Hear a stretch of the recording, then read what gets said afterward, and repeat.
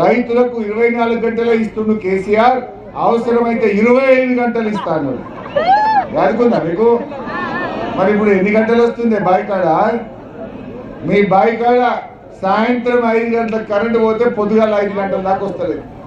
25 గంటలు దేవుడేది కానీ ఇవాళ 12 గంటల కరెంటు కూడా వస్తలేదు.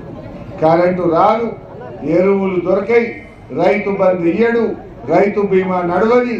మరి ఇంకా కాంగ్రెస్ కోటేద్దామా? వేద్దామా?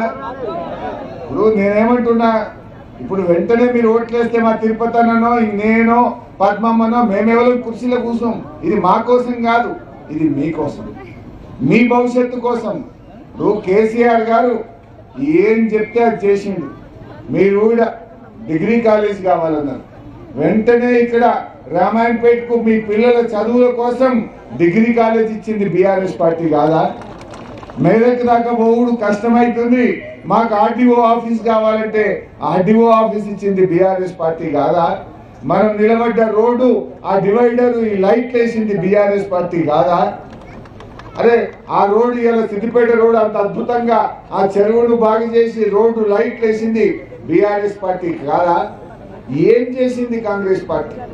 2.5 సంవత్సరాలు అయింది, సగం టైం అయింది.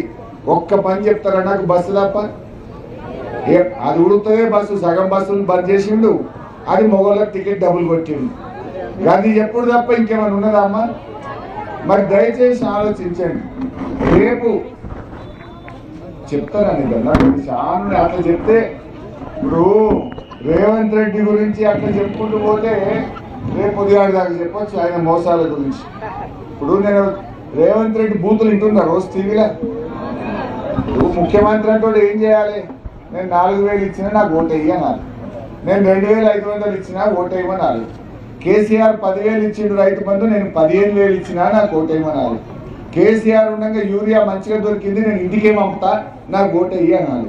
మొత్తానికి యూరియా ఎగబెడతా, 2,500 ఎగబెడతా, 2,000 పింఛన్ 4,000 కాదు కానీ నడిమిట్లా అప్పుడోటి 2 నెలలు కోత పెడతా, అయినా ఓటు వేయమంటుంది ఆయనకు. ఎందుకంటే చెప్పే ముఖం లేదు, చెప్పడానికి చేసిందేమీ లేదు. అందుకే అన్ని బూతులు మాట్లాడుతున్నాం.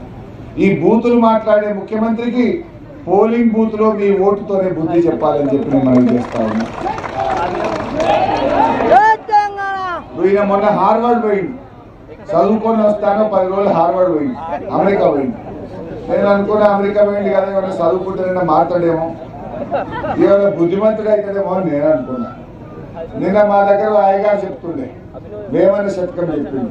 వెనకట వేమన అన్నట, బొగ్గు పాల గడుగు బోవున మలినంబు అని. బొగ్గును పాలతో గడిగిన బొగ్గు తెల్లగైతుందా? పాలే నల్లబడతాయి తప్ప బొగ్గు అయితే తెల్ల కాదు. ఈ రేవంత్ రెడ్డి కూడా గంతే. ఈయన హార్వర్డ్ పోయినా అంతరిక్షం పోయినా కుక్క తోక వంకర.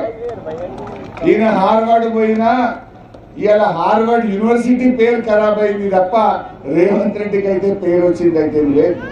ఈయన మారడు అనేటువంటి విషయం ఇవాళ ప్రజలకు అర్థమైపోయింది. అందుకే మీరు చూడండి, మేము ఎప్పుడు ఏం అడిగినా, నేను ఏదైనా గట్టిగా అడిగినా అనుకో, అగో హరీష్ రావు గీత పొడుగు పెరిగినాం అంటే, నేను పొడుగు పెరిగితే నీకేమైంది? దేవుడు నేను పొట్టిగా పుట్టించింది, దాన్ని పొడుగు పుట్టించింది, నేనేం చేయాలి? నా పొడుగు గురించి నీకెందుకు రంది? నువ్వు రంది పడాల్సింది గా బాయిల కరెంటు కోసము, గా ఎరువుల కోసము, రాజీవ్ యువశక్తి పథకం కింద నా నిరుద్యోగుల యువకులకు సాయం చేయడము, నువ్వు ఇస్తానన్న 2 లక్షల ఉద్యోగాల కోసం రందిపడు. నా ఎత్తెంత నీ పొడుగెంత ఇదేమని కావాలి? ఇది ప్రజలకేం సంబంధము? ఇది ముఖ్యమంత్రి మాట్లాడాల్సిన భాషణ అని నేను అడుగుతా ఉన్నా. అందుకే దయచేసి మంచిగా మనం కలిసి పనిచేసుకుందాం. రామాయణపేటను, ఈ తెలంగాణను మంచిగా చేసింది కేసీఆర్ గారు, బీఆర్ఎస్ గారు. ఇక ఒక్కటైతే అర్థమైంది, పాలేందో నీళ్ళేందో తేలిపోయింది. ఇప్పుడు ఈ సుప్రభాతరావు ఇంత పెద్ద నాయకుడు ఎంబడి తిరిగి ఆ ఎమ్మెల్యే గెలిపిస్తే ఈయనకే సున్నం పెట్టిండా లేదా? ఈయన లేకపోతే ఆయన గెలిచిన అసలు. ఇప్పుడు ఇవాళ రేవంత్ రెడ్డి ఏమో దేవుని మీద ఒట్లు పెట్టి 7 రూపాయల అమ్మవారి మీద ఒట్లు పెట్టి మోసం చేసినాడు. ఈయననేమో ఈయన కూడా ఒట్లే కనబెట్టే కడుపు తలబెట్టాడు, కొడుకు మీద ఒట్టాడు, ఒట్లకు మొక్కాలి, పెట్టుడే పెట్టుడు, ఒట్లు తిట్లు ఇంకేం రాదు. అయితే ఆలోచన చేయండి. మనం అన్నం పెట్టిన వాళ్ళు కోటేద్దామా, సున్నం పెట్టిన వాళ్ళు కోటేద్దామా? అన్నం పెట్టింది కేసీఆర్ కదా.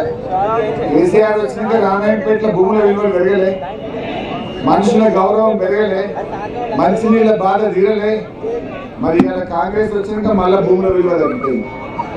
భూముల ధరలు పాతాళానికి, బంగారం ధరలు ఆకాశం. అవునా కదా? భూముల ధరలు పోయి ఎవడైనా పెళ్లికో లగ్గానికో ఏదైనా ఆపద పడి అమ్ముకుందామంటే కూడా ఓ అధ్యక్షం పోయేటట్టు కూడా లేదు. పరిస్థితి అంతా ఆగమాగం అయిపోయింది, తిరుమరలు అయిపోయింది. మనం జాగ్రత్తగా చేసుకుందాం. ఇవాళ రామాయణపేటలో మనం కొన్ని పనులు మిగిలిపోయినాయి. తర్వాత 2 ఏళ్ల తర్వాత తప్పక కేసీఆర్ ముఖ్యమంత్రి అవుతాడు.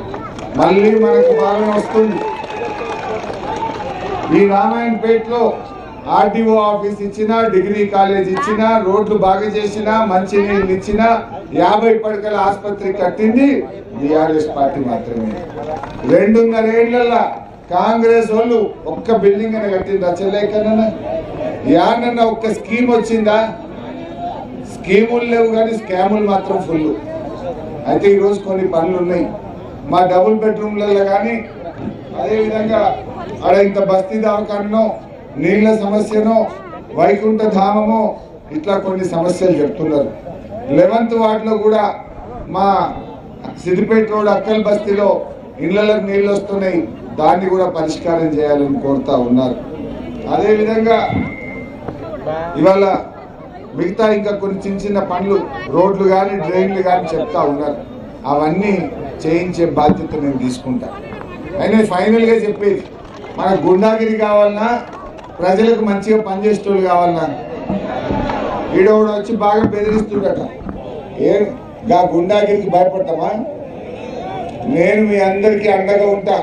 ఎవడన్నా మా బీఆర్ఎస్ కార్యకర్తలు తెరువు వస్తే వాడిని విడిచిపెట్టే ప్రశ్నే లేదు. మా పోలీసులకు కూడా చెప్తున్నా, అరే మీకు కూడా సున్నం కొట్టిండు కదా రేవంత్ రెడ్డి పోలీస్ అన్నలు. ఇవాళ నేను అప్పుడు